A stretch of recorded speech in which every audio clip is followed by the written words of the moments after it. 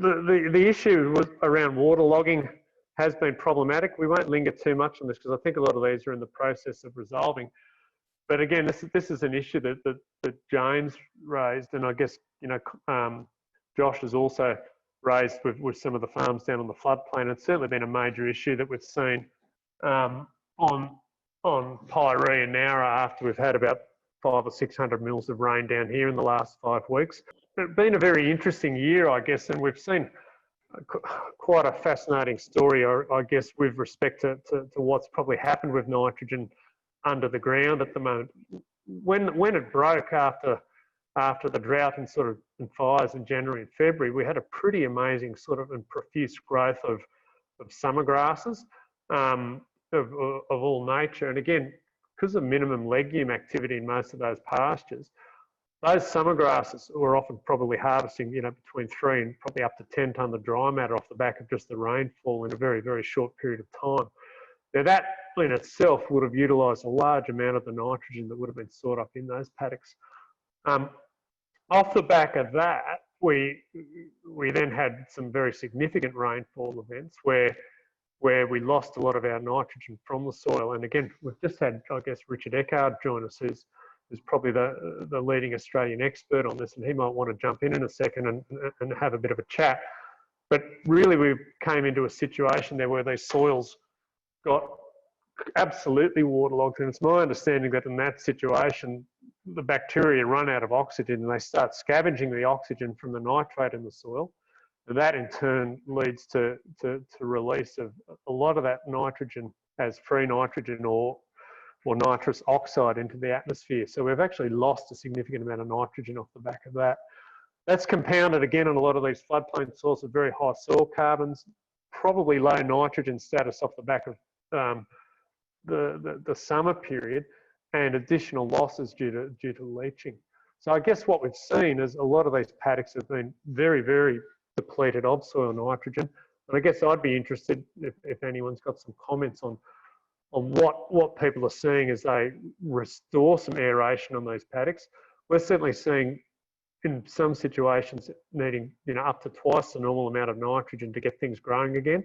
But again, our recommendation is very much that we don't do that until the waterlogging subsides and we're starting to see some breathing in that soil again. So I don't know, Josh or Richard, have you got any comments? Sure, Richard will have plenty. I guess Stuart, Richard's your fallen comment off. at the start. Oh, he's fallen off. So, okay. So Stuart Lamond, your comment right at the start about getting some of that grass that you liked on that first screen, and definitely on the coast here this year, nitrogen has been very much, even on dairy farms where they've been spreading it. And James, you might have a comment here too. And for all the reasons that Neil's just alluded to, it has been a really hungry year for nitrogen through the winter. Those paddocks that have had good nitrogen levels through the winter have recovered well now and look really good. However, the ones that have just had sort of the one application or no applications are still really looking really hungry, like a stuff that's been planted in April and May and really struggling now, and they shouldn't be really, because we've had a pretty warm, mild winter. So yeah, James, have you got any comments as to what you've seen as well? He's gone milking cows, but yeah, Stuart, that'd be one of the big reasons that you haven't seen the response, I guess.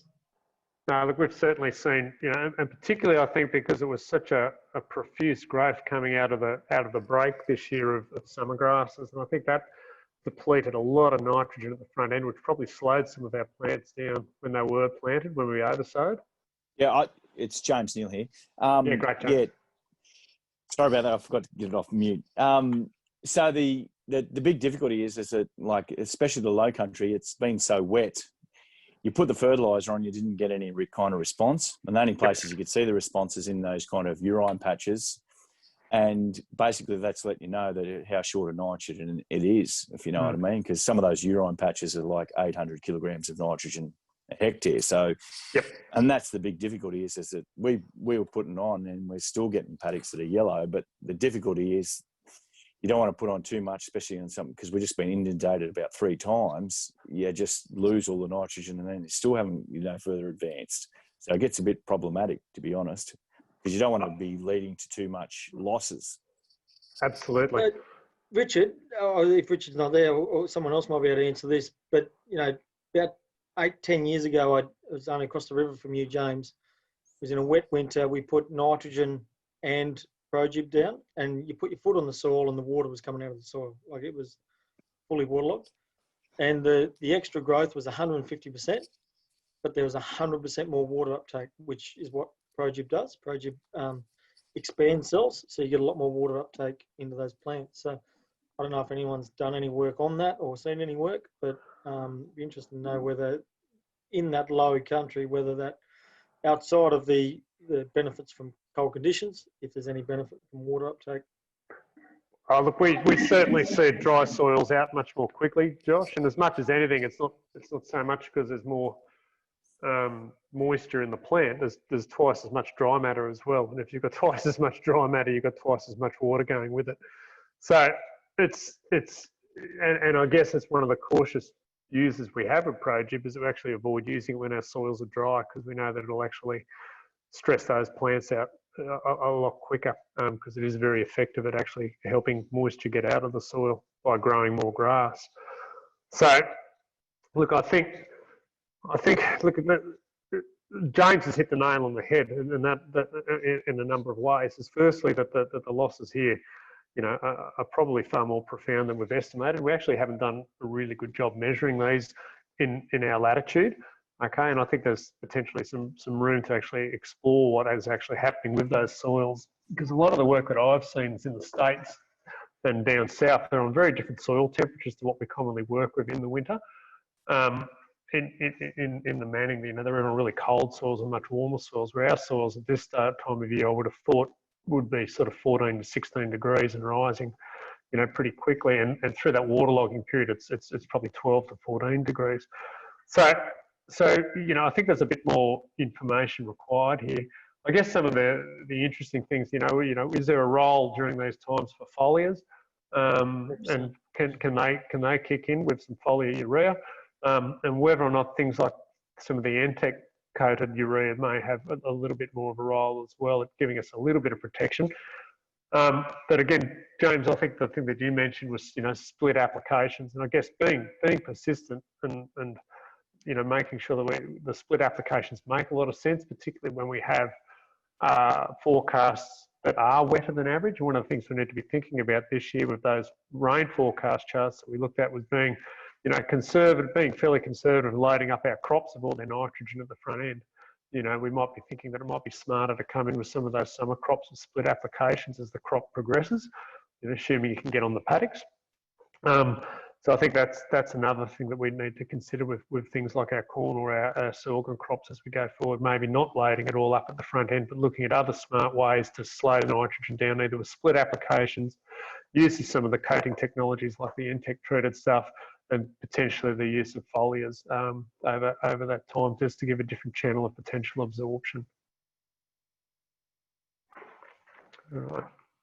I'm happy to. Sorry, Josh, please. I'll just point everyone to that YouTube clips of Richie Eckhart's too, just on the application of timing of nitrogen. And again, that, you know, we all get wound up about putting nitrogen out when it's raining, and it's just not true. So, you know, I think being consistent, exactly what Neil's saying, and doing it on a rotational basis rather than sort of saying, I'm only going to fertilise when it rains, is really important too. So I think there's a big rain event coming. I can't see the problem with, you know, if you've been fertilising in the past and things are under control, you know, that 4 or 5 days before the rain event, if it's going to be an East Coast low or something, well, maybe don't put it out if we know we're going to lose a fair percentage of it, and wait to see what happens afterwards. Maybe another option. Yep, we'll just do a small area there. Yeah, that's excellent. All right. I'll share those YouTube videos in an email with everyone. Terrific, Liz. Yeah, that's great. So look, I guess this is just some back of the envelope stuff that I just thought we'd run through. Won't hang too long. Is about, you know, planning with respect to how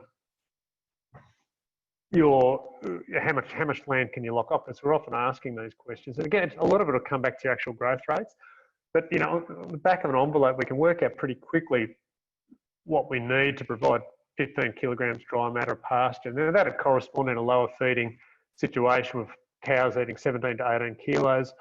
dry matter intake with 3 to 4 kilos of grain, or in higher fed situations with that 15 kilos of intake and feeding 6 to 7 kilos of grain on 21, 22 kilogram intake type cows. And there'll be different people with different systems. But basically, you know, for every 100 cows, what we need each day is around 1,500 kilograms of dry matter. So, you know, depending on where your growth rates are, and you're likely to be anywhere within that spectrum now over the next few weeks, we can look pretty quickly what sort of area you need to keep in your grazing rotation out of your total farm to maintain the forage for the cows. Okay, but it also says, well, the balance of that is potentially available for cutting for silage. Okay, so just some handy numbers there, I guess, and understanding where you're likely to be sitting. You know, I think most farms will be sitting in this zone over the next month, depending on your level of fertility and management and the sort of crops that you're growing. Okay, certainly in those high growth rate cereals and ryegrass operations, you know, hitting 70, 90 kilos dry matter hectares a day. But what is interesting with that is that it's very much saying that we can be running, you know, 100 cows. We only really need about 25 hectares for 100 cows in that situation. Okay, which means there's potentially a lot more ground available for taking a bit of high quality feed out early. So does that make sense to everyone? Terrific. Kyle, have you guys got any on measuring any growth rates up there at the moment, and what are you sort of seeing? To be honest, I couldn't give you any growth rates. I haven't done any. I don't know, Dave, if you've got anything out of the Tocal stuff, if you've got any information there, what they might be doing. That's a probably pretty good indicator. Dave Dean there, or not? He was. Yeah, we had Dave, and I know they did a lot of that measurement back when they did the project through the Hunter. Yeah. On the fodder project a few years back. We might have lost again.